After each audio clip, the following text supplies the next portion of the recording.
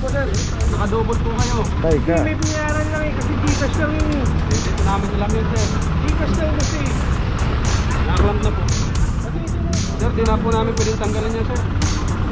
Gcash lang kasi ito pinagbabayad dito eh. Kaya nga po sir, hindi naman po namin alam. Nasaan po kayo? Ayun lang yun oh. Nakalam na po yan. Pasensya na. Pasensya na po yan. Inanggal yan sir. Akin na lang sir. Nakakalamping tuloy ako. Tagal nyo eh. Ang tagal mo, nakakalamping tuloy ako. Ano ba naman kayo? Kaya idol ko kayo eh. Agad-agad talaga pag isang tawag lang. Yes! Ibang klase talaga si Mr. Mindocos. Si ma'am naka-double parking kasi rito kaya naklam. Okay, medyo preparado dito. Naka-double tayo dito ma'am. Bawal po kasi tayo mag-double dito ma'am. Kasi nilang gisna, ang kinagisna nilang dati, pwede tayo magparada kung saan. Ayan ang ating team leader, Sir Mendoza. Thank you po. Sir, mabuhay ka. Mabuhay ka rin, God bless. Diyos, salamat.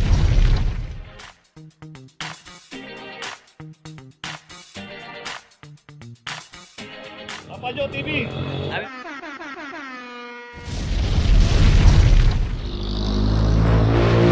Kasi natin laon corner Concepcion Street at ito siyang Toyota Altis 2332 para sa Toyota Altis.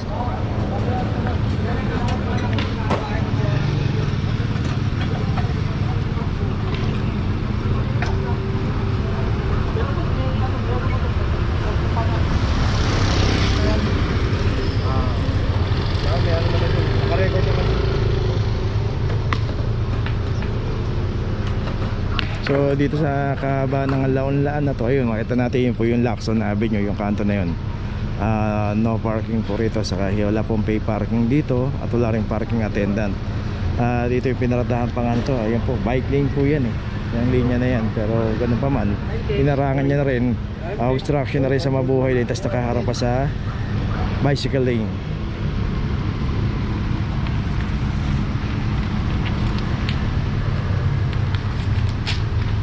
Okay, ito may notice na, tuloy na po tayo.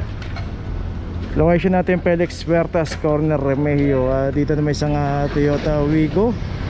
At yung Toyota Wigo naka double parking naman dito kasi both side na dito sa Felix Huertas, pay parking. Pero wag na po tayo mag double parking. Club number 2412. Sir, nakaklam na po sir. Naka-double po kayo. Teka. May binayaran lang eh, kasi Gcash lang yun eh. Hindi po namin alam yun sir. Gcash lang kasi. Nakaklam na po. Pasensya na po.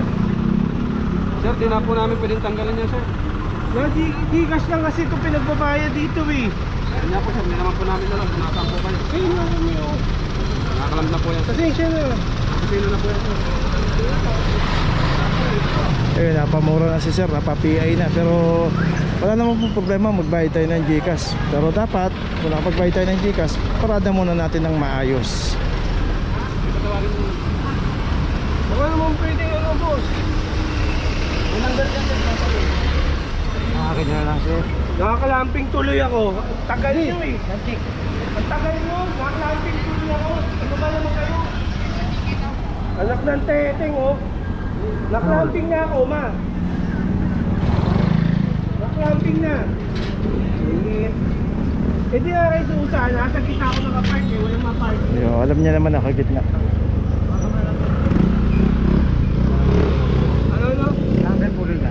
Tapos, pupunta dito. Para matulungan po kayo. Hindi nga, paano matulungan?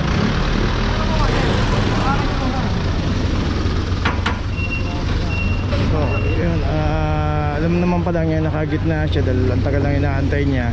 So dapat bago niya babaan niya sa sasakyan niya, pinarada din muna niya ng maayos. Tuloy na tayo. Okay, nandito ngayon tayo sa Alfredo Street, corner Laon-Laan.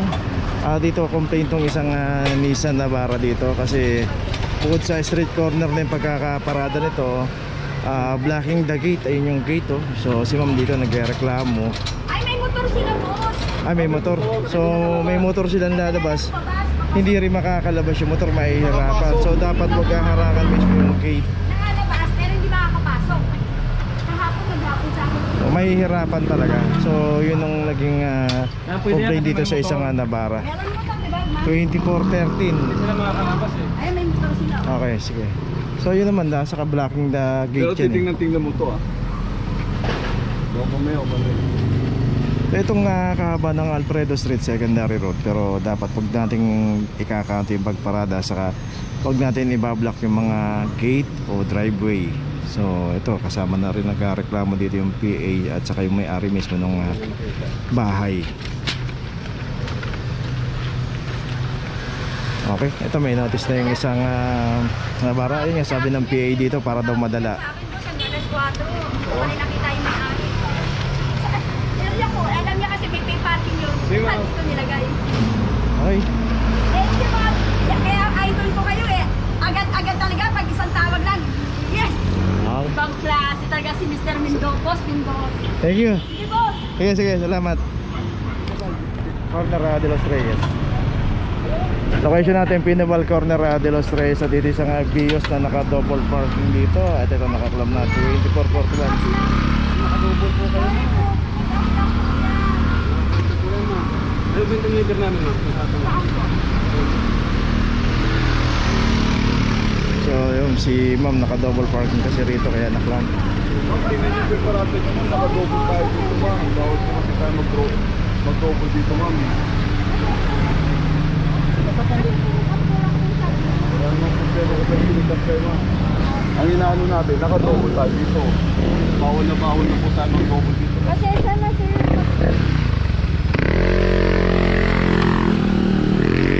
So yun, dito kasi may parking attendant, dapat nagpa-assist tayo sa parking attendant. So mayroong pinick up si ma'am, pero ang problema, na-club siya dito na naka-double parking. Hindi na po pwede tanggalin yun. May contact number naman yun ma'am. Tawag na naman. Yan po. Eh, paano po gagawin?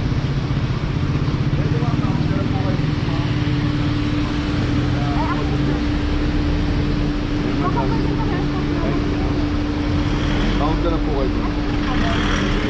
Tawag ka na po kayo dyan ma'am ngayon. May mag-assist na ako sumunod sa inyo. Kasi wala naman po ako. Mabilis lang po ako. Kaya nga ma'am eh, kasi itong... Yung truck nga po nasa harap ko. Mas Ay, may driver naman yun ma'am eh, kaya pinalis namin. Hindi ko naman po Sa inyo po. pinatay, sir. Ayan, kakakuha ko lang po. Baka po. Punta na. Ano, sir? Ano yun, mag-pick up lang yan.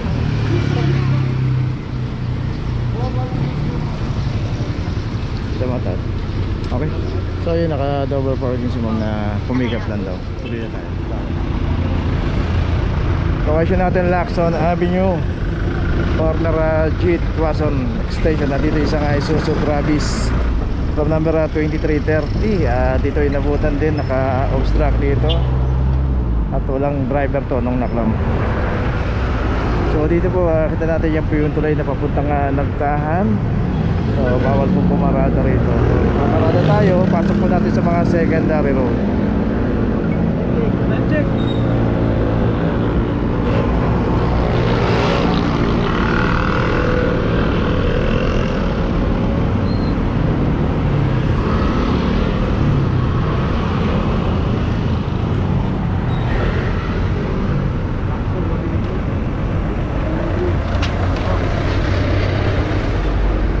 So itong Travis ito, meron notice na, tuloy na po tayo.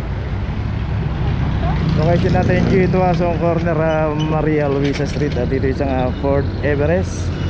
At ito naklab din ng walang driver, club number 2439 para sa Everest. So yung isang truck doon na yung may driver.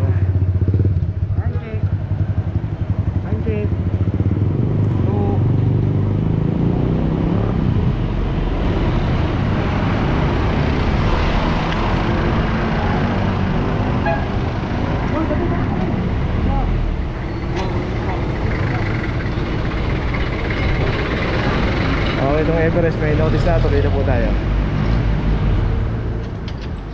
Location natin, Craig Street, corner Fajardo Street. At dito isang Toyota Vios from number 2437. Dito rin sa kahabaan ng Craig, nakita natin one side parking dito dahil school zone, pero tapos sumunod tayo sa policy rito ng barangay. Yung kapapark nga lang daw nito. So dito kasi pagka inabutan po yung sasakyan natin na naka-obstruct at walang driver dito, dahil one side parking lang pinapatupad dito, matik na po yan. 37. Time check. 239.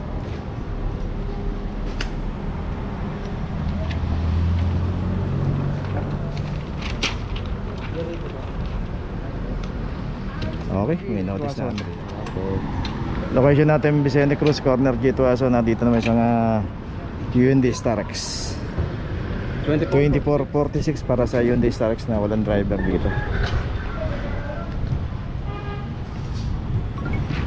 Hyundai daw, Hyundai. Hyundai Starex.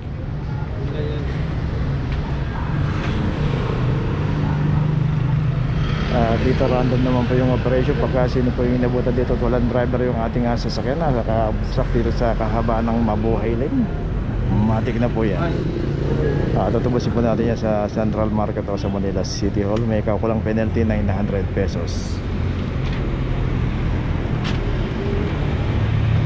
Okay, tuloy po natin Kaiko Street, corner Loyola Street. At dito isang Hyundai Santa Fe 2406 para sa isang Hyundai Santa Fe na inabot dito walang driver.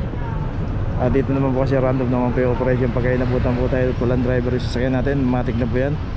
Pupuntahan na po natin yan sa Manila City Hall o sa Central Market.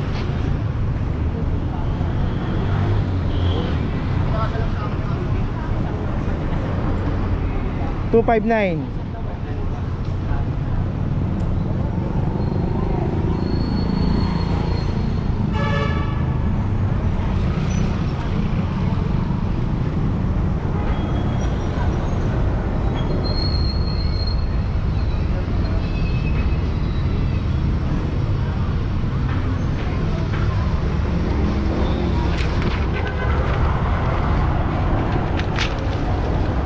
Okay na, may notice na, tuloy na po tayo. Okay, nandito na ngayon tayo sa opisina ng clamping sa impounding dito sa Central. Dito na po nagtatapos ang ating vlog. Maraming salamat po sa mga subscriber, sa mga viewers, sa mga napadaan po sa ating channel. Maraming salamat po sa mga suporta nyo. Sa mga hindi pa po nakakapag-subscribe, subscribe na po tayo mga kabayan.